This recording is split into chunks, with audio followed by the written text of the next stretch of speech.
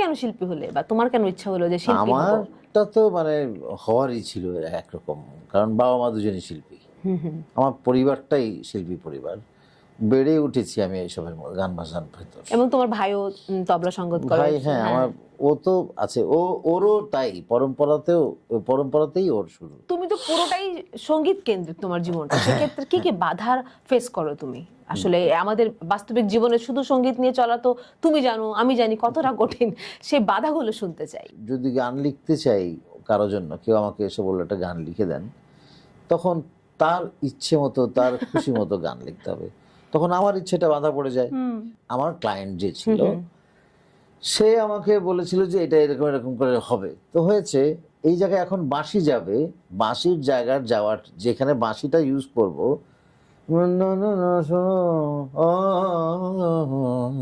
এটা বাঁশি হবে। হ্যাঁ, সেই আমার ভয়েসটা দিয়ে লেয়ার করা ছিল, ওটা মাস্টার ট্র্যাক নয়, সেটাই ফাইনালি ওরা চালিয়ে দিয়েছে। Universal cardiac hospital. আপনার বাবার কি আগে কখনো বুকে ব্যথা হয়েছে? মাঝে মাঝে করতো, কিন্তু গ্যাসের ব্যথা মনে করে খুব একটা গুরুত্ব দিত না। আপনার বাবার হার্ট অ্যাটাক হয়েছে, এনজিওগ্রাম লাগবে। থাকুন নির্ভয়ে, আছে হৃদরোগের বিশ্বমানের চিকিৎসা সেবা ইউনিভার্সাল কার্ডিয়াক হসপিটাল। বাবা, আমি তো ভালো হয়ে গেছি। ইউনিভার্সাল কার্ডিয়াক হসপিটাল আমার হৃদয়ের বন্ধু। যখন আপনার পাশে ইউনিভার্সাল কার্ডিয়াক হসপিটাল, আপনি আর একা নন। ইউনিভার্সাল কার্ডিয়াক হসপিটাল, আপনার হৃদয়ের আরো কাছে। কেমন আছো? ভালো থাকার চেষ্টায় আছি। এটাই আমরা সবাই চলছে এবং করে চলেছি। প্রথমে তোমাকে জিজ্ঞেস করি যে সৃজনশীল মানুষ মানেই সঙ্গীত শিল্পী হতে চায় বা শিল্পী হতে চায়, সেক্ষেত্রে এটা কেন, অথবা তোমার জীবনের গল্পটা বলো। সৃজনটা তো সৃষ্টি। তো আমার মনে হয় কি, যে মানুষ যে হতে চাই বলি, যে আমাদেরকে সৃষ্টি করেছেন তার কিছু না কিছু জায়গা তো আমাদের, জিনিসপত্র তো আমাদের মধ্যেও আছে। তো সেই জায়গা থেকেই হয়তো আমরা সৃষ্টি করতে চাই। তুমি কেন শিল্পী হলে বা তোমার কেন ইচ্ছা হলো যে শিল্পী হবো? আমারটা তো মানে হওয়ারই ছিল একরকম, কারণ বাবা মা দুজনই শিল্পী। আমার পরিবারটাই শিল্পী পরিবার, বেড়ে উঠেছি আমি এইসবের মধ্যে, গান বাজনার ভেতর। এবং তোমার ভাইও তবলা সঙ্গীত করে। ভাই হ্যাঁ, আমার ও তো আছে, ওরও তাই, পরম্পরাতেই ওর শুরু। মানে আমি দেখছি বাবা মা গান করছে, আমি দেখছি বাবা বাসায় এক গাদা লোকজনের ভিড়, প্রত্যেকদিন রিহার্সেল হচ্ছে, বাবা গানের আড্ডা হচ্ছে, এই দেখেই বড় হওয়া। তাহলে আমিও গান করব, ওই একটা শুরু হয়ে গেল আমাদেরও। আমিও বাবার সাথে গান গাইছি, বাবার সাথে কিবোর্ড বাজাচ্ছি তবলা, ওই দেখে দেখে রাজীব বড় হয়েছে। রাজীব হয়তো একটা ইন্টারেস্ট গ্রো করাটা স্বাভাবিক ছিল। একদম একদম। তবে ওর প্রফেশনাল লাইনে অন্য জায়গায় চলে গেছে। ও একটা জায়গায় চাকরি করে ঠিকঠাক মতন, একটা বড় একটা কোম্পানির কাস্টমস অ্যানালিস্ট। গানটাকে ও একদম নিজের ইচ্ছা মতো করতে পারে, আমরা যেরকম ইচ্ছা হলে পারি না। সেক্ষেত্রে তুমি তো পুরোটাই সঙ্গীত কেন্দ্রিক তোমার জীবনটা, সেক্ষেত্রে কি কি বাধার ফেস করো তুমি? আসলে আমাদের বাস্তবিক জীবনে শুধু সঙ্গীত নিয়ে চলা তো তুমি জানো আমি জানি কতটা কঠিন, সেই বাধাগুলো শুনতে চাই। বাধা তো অনেক, মানে অনেক রকমের বাধা। ক্রিয়েটিভ বাধা, তারপরে এক্সপ্রেশনের বাধা, তারপরে অ্যারেঞ্জমেন্টের বাধা, মানে 3 রকম 4 রকম 5 রকম, অনেক রকমের বাধা আছে। একটা বাধা হচ্ছে গিয়ে, যদি গান লিখতে চাই কারোর জন্য, কেউ আমাকে এসে বললো একটা গান লিখে দেন, তখন তার ইচ্ছে মতো, তার খুশি মতো গান লিখতে হবে। তখন আমার ইচ্ছেটা বাধা পড়ে যায়। ও একটা সাবজেক্ট বললো, সাবজেক্ট নিয়ে আমার যেই শব্দটা শুরু হওয়ার কথা, ও না, ওই ভাই একটু চটকদার কিছু একটা লেখেন। আমি ভাই আচ্ছা, ওই একটা মেন্টাল বাধা। তারপরে যখন গান করতে যাই, মানে মিউজিক বানাতে যাচ্ছি, যদি আমি একলা বানাই বা আমার নিজের জন্য বানাই, সেখানকার যে স্বাধীনতা, যে আমি আমার মতো বানাবো, যা ইচ্ছে, কেউ কিছু বলার নেই। কিন্তু সবার সাথে মিলে যদি কাজ করি, কোলাবোরেশন যদি হয়, যেখানে অনেকের ইনপুটস নেয়ার সুযোগ আছে, তখন একটা বাধা, যে আমার এটা ভালো লাগছে না, ওকেও তো প্রেফারেন্সটা দিতে হবে, কারণ আমরা কোলাবোরেট করছি। সব বাধা আবার খারাপও নয়, একদম, তাই না? আবার প্রকাশের বাধা, যে আমি এই গানটা এইভাবে গাইতে চাইছি, না গাওয়া যাবে না, আদি রেকর্ডটা একরকম আছে, ওরকম করে গাইতে হবে। কিন্তু ছোটোবেলা থেকে শুনে এসেছি একরকম। ছোটোবেলা থেকে যদি এখন আদি রেকর্ডটা শুনতে পেতাম, তাহলে আর এরকম বাধাটা মনে হতো না। এক্ষেত্রে একটা কথা বলেই যাই, একটা জাতীয় সঙ্গীত নিয়ে তোমার ভীষণ এক সমালোচনার সম্মুখীন হয়েছিলে, সেই সেই জাতীয় সঙ্গীত নিয়ে তোমার সেই ভীষণ একটা ব্যাপারে আসলে আমাদেরও তখন খারাপ লাগতে শুরু করেছিল যে সজীব কেন এরকম কাজটি করলো, এই বিষয়ে একটু অভিজ্ঞতা বলো। এত ভুল বুঝাবুঝি মানুষের মধ্যে আমার মানে কি বলবো, কিছু কিছু জায়গায় জানার অভাব, যারা তখন কমেন্ট করেছিল তাদের জানার অভাব বলবো আমি, এমন কিছুই করিনি। কিন্তু জাতীয় সঙ্গীতে তুমি হামিং দিয়েছিলে বা কিছু না, কম্পোজিশন আমি তো তুমি দেইনি রে, মানে ওখানে একটা জায়গা ছিল, মানে যেটা আমার ক্লায়েন্ট যে ছিল সে আমাকে বলেছিল যে এটা এরকম এরকম করে হবে, তো হয়েছে। এই জায়গায় এখন বাঁশি যাবে, বাঁশির জায়গার যাওয়ার যেখানে বাঁশিটা ইউজ করব,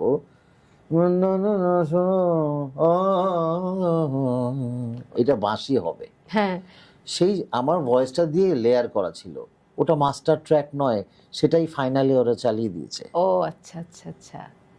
তো আমি তখন স্টেজে দাঁড়িয়ে কিভাবে বলবো যে এটা আমার ট্র্যাকটা মাস্টারটা নয়, সেটা তো ভুল, মানে বোঝানোর তো তখন আর জায়গা নেই, একদম। বলার তো জায়গা নেই। তো যারা আসলে ওটা ছাড়ছে, মাস্টারটা যখন টেলিকাস্ট হচ্ছে তার আগে তো আমাকে জিজ্ঞেস করে নেবে যে এরকম কেন এখানে, এটা তো আমিও ছাড়তাম না। একদম একদম। হ্যাঁ, ওটা একটা মানে একটা- বাঁশির জায়গায় গলা গেছে,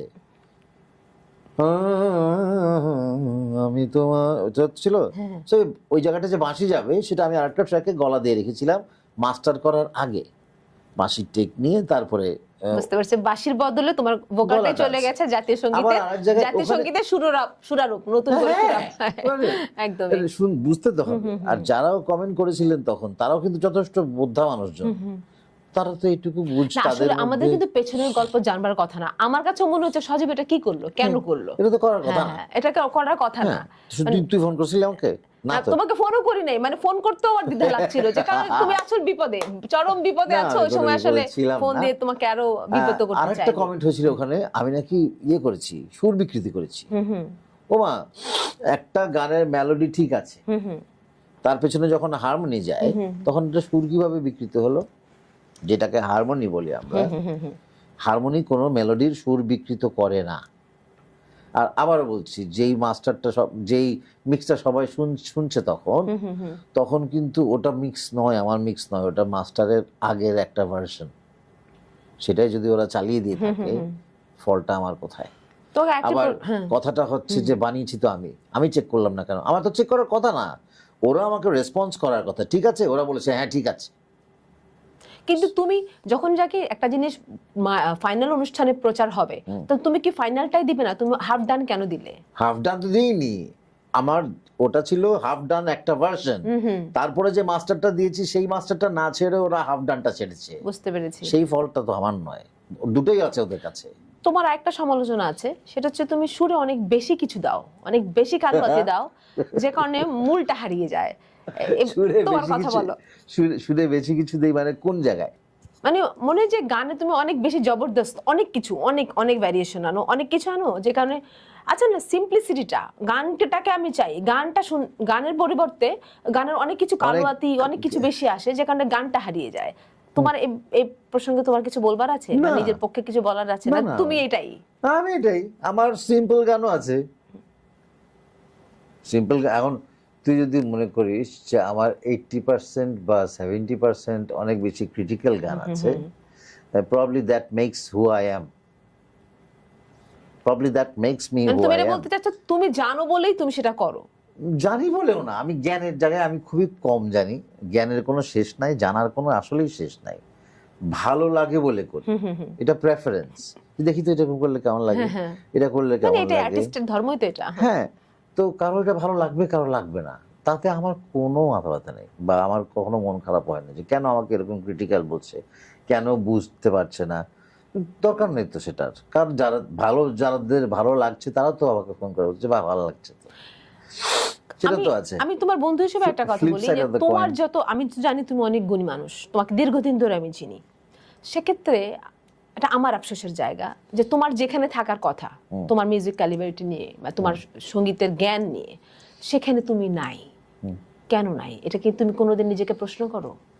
না, আমি কোনো জায়গায় যাওয়ার জন্য আমি বাংলাদেশে আসিনি, আমি গান করতে এসেছি কিন্তু বাংলাদেশে। এটা তো আমাদের আফসোস, কেন সজীব সেই জায়গায় নাই? তাহলে তুই বল, সজীবদাকে ডাকেন ওখানে, তানভীর বললো সজীবকে ওখানে ডাকেন, হাসান বললো সজীবকে ওখানে ডাকেন। তোমার কি মনে হয় এখানে কোনো সিন্ডিকেট, কোনো রকমের কোনো পলিটিক্স বা কিছু না কিছু ব্যাকইয়ার্ডে কোনো গল্প হয়, কোনো কুকিং হয়, যে কারণে তুমি? হলেও আমি জানতে চাই না। আমি আমার কাজটা করতে এসেছি বাংলাদেশে, এবং বাংলাদেশেই থাকবো বলে এসেছি, পালিয়ে যাওয়ার জন্য আসিনি। সো যে কোনো সরকারের সময়ই আমি আছি। আমি পলিটিক্যাল ব্যক্তিত্ব নই, আমি গান করার একটা মানুষ, গান করতে চাওয়া একটা মানুষ, গানের সাথে থাকতে চাওয়া একটা মানুষ, গান সংক্রান্ত সব কিছুর সাথে আমি থাকতে চাওয়া একটা মানুষ, থাকতে চাই। এখন আমার ক্যালিবার বলে দেবে যে আমি কতটুকু যোগ্য, আর যারা ডিসিশন মেকার তারা ডিসিশন দেবেন যে কতটুকু যোগ্য মানুষ তাদের দরকার কিনা, বা কোন যোগ্যতায় আমাকে কোনখানে দরকার, সেখানে আমি আছি। সজীবের মিউজিক ক্যারিয়ারের স্ট্রাগলটা বলো। এখনও স্ট্রাগল করছি, শুরু থেকেই। আসার পর ধর আমার শুরুটা তুমি হচ্ছে, আসার পর বারবার বলছো, এটা কিন্তু সবাই জানে না তুমি কোত্থেকে এসছো, খুলে বলো। আমি এই দেশ থেকে এসেছি। মানে এই পর্যন্ত যারা জানে তারা জানে যে আমি বেশ কিছুদিন দেশের বাইরে ছিলাম, বেশ কিছু বছর। মানে আমার গানের শুরু হচ্ছে 82-তে নতুন কুড়ি দিয়ে, তারপরে একদম সেই 93 পর্যন্ত ইন্টারমিডিয়েট রেজাল্ট বেরোলো, চলে গেলাম নিউ ইয়র্ক। বাবা নিয়ে গেল, আমি, মা, ছোট ভাই, আমরা সব নিউ ইয়র্ক গেলাম। ওখানেই গান বাজনা করছি, ওখানেও চলছে। কারণ এইখানে যেই 93 পর্যন্ত সেগুলো হচ্ছে বিটিভি, কারণ তখনও অন্য কোনো চ্যানেল আসেনি, শুধুই বিটিভি ছিল। আমি ওই নতুন কুড়ির পুরস্কার পাওয়ার কারণে আমি বিটিভির এনলিস্টেড শিশু শিল্পী। সো সব বিশেষ অনুষ্ঠানে আমাকে ডাকছে, ওটা তখনকার নিয়ম ছিল যে যারা পুরস্কার পেয়েছে নতুন কুড়িতে তাদেরকে প্রেফারেন্স দেওয়া হবে বাচ্চাদের অনুষ্ঠানে। তো আমি রেগুলার অনুষ্ঠানে ডাক পেতাম, সোলো গাইছি, কোরাস গাইছি সব। আমাদের মিউজিক ডিরেক্টর আনিসুর রহমান তনু মামা, জালাল মামা, লোকমান হোসেন ফকির, লতিফ মামা, আব্দুল লতিফের কাছে গান শেখার সব সৌভাগ্য আমার হয়েছে। আমাকে বাঘের বাচ্চা ডাকতো, আমাকে ডাকতো বাঘের বাচ্চা, আর দোদুলকে ডাকতো বাঘের বাচ্চা। আমি, দোদুল, আমরা খুব মানে একসাথে। আর তখন ছেলের সংখ্যা অনেক কম আমাদের ব্যাচ থেকে। আচ্ছা, তারপর বুলবুল একাডেমি 86-এ মা আমাকে ভর্তি করে দিলেন, তখন আমি ক্লাস 6-এ পড়ি, বেদারউদ্দিন স্যার ছিলেন। ওইখানে শুরু, গান শেখা শুরু, ক্লাসিক্যাল শেখা শুরু। নিউ ইয়র্ক গেলাম, নিউ ইয়র্কে গিয়ে স্ট্রাগলটা শুরু হলো, যে ওখানে গিয়ে তো আমি কাউকে চিনি না, একদম শিকড় তুলে নিয়ে গেলাম, ওখানে গিয়ে শুরু হলো যেরকম হয় আমাদের সময় হয়েছে, মানে আমি যখন ছিলাম তখন হয়েছে, অর্গানাইজারদের সাথে চেনার একটা ব্যাপার আছে, তারপরে নিজের দাম বাড়ানোর একটা ব্যাপার আছে, যে আমি কতদিন ওখানে আসলে কাজ করছি, যে আমাকে ওরা এই পরিমাণ টাকা দেবে এক একটা অনুষ্ঠানে, সেটার একটা ব্যাপার আছে। তবে একটা অ্যাডভান্টেজ ছিল আমার, আমি কিবোর্ড বাজাতাম।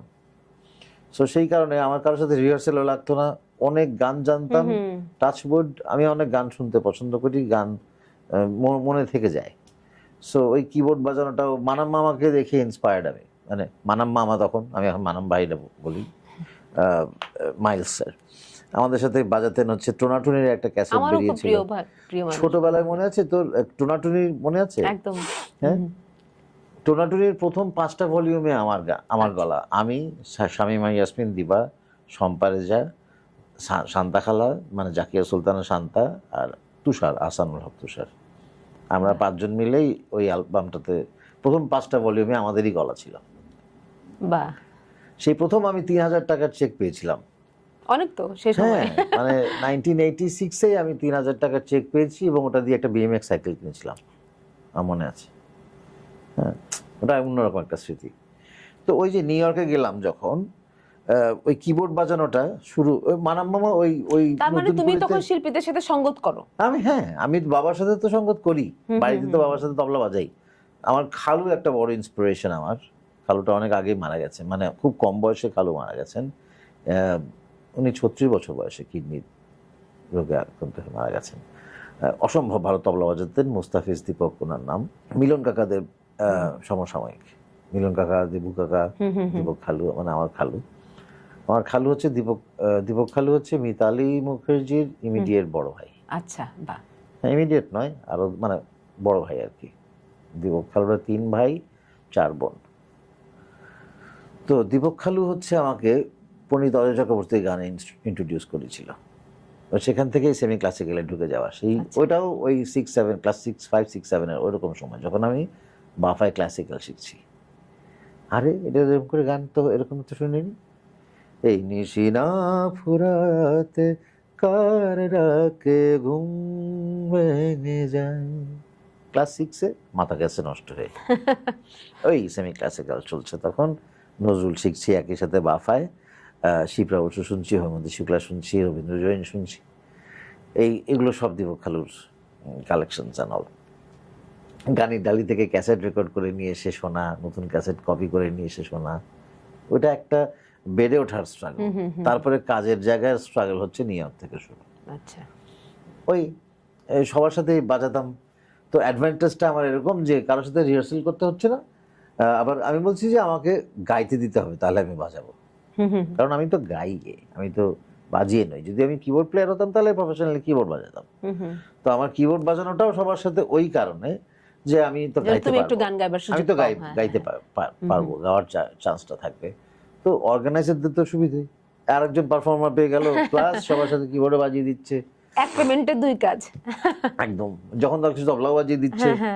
তবে বড় হতে হতে রাজীবী তবলা বাজানো যখন শুরু করে দিল পুরোটাই, তখন আমি আর তবলা বাজাই না, রাজীবী আমাদের সাথে বাজায়, রাজীব বাবার সাথেও বাজায়, আমার সাথে বাজায়। তার আগে আমি বাবার সাথে বাজাতাম, তার আগে বাবার সাথে দীপক খালু বাজাতো, মানে ওই বুঝতে পেরেছি, মৃত্যুর আগে। ধারাটা ছিল।